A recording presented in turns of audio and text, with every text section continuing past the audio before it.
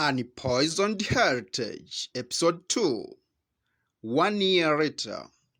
Now the three boys are continuing with their studies, whereby Jonathan is in class 5, Amos in class 6, and Benson in class 7, which is the last year in primary education level. At this time, the attitude of the two, Amos and Jonathan, towards education has started changing, as they don't like studies, and in some days they don't even reach to school, as they unite with other boys in the street to commit some social crimes like theft, raping, and robbery. The two boys, Amos and Jonathan, claim that even without studying, their parents' wealth is enough for them to run life when they grow up. So they don't see the urge for them to put much effort in studying as their elder brother Benson does.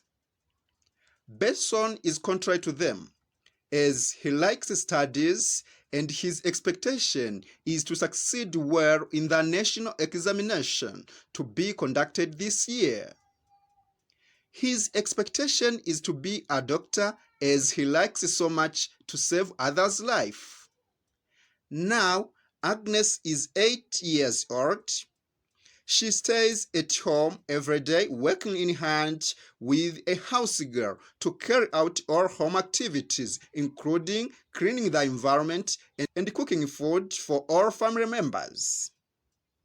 She is now a challenging one to her parents, especially to her mother, as she tends to ask her some questions on her well-being. One of the questions she asks to her mother is that, "Why don't I go to school as my brothers?" The answer from the mother is that, "We did not take you to school so as to prepare you to become a good mother when you grow up and having your family.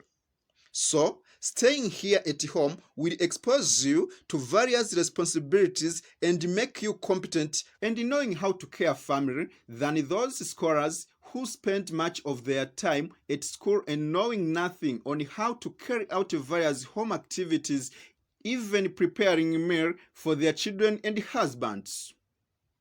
This kind of response from Joyce towards her child's question is due to the fact that she is scared of her husband's strictness, but in reality, she likes to see all her 4 children schooling regardless their sex.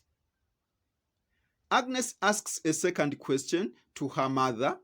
"Mother, if girls are not supposed to attend to school for studies, how did you become an accountant without studying?"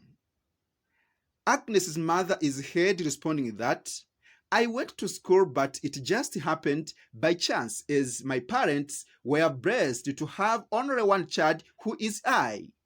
And there was no way out for them to take me to school, as they had planned before to have at least one of their children being educated. So this is to why I got a chance as a girl to attend to school." Agnes's mother is continuing to convince her that, "My child, don't worry about life without education, as what matters is you to be a responsible mother and to pray so that when the time reaches, God brings you a husband who fits to stand as the head of the family." Agnes is being heard responding, "Yes, mother, thank you for clarification." After having conversation with her mother, Agnes has decided to listen to one of the radio sessions about gender equality, and she has heard that all children, regardless of their sex, have right to education, as education will emancipate everyone from any oppression in all of his or her life. Now, how is Agnes going to react after listening to this radio session?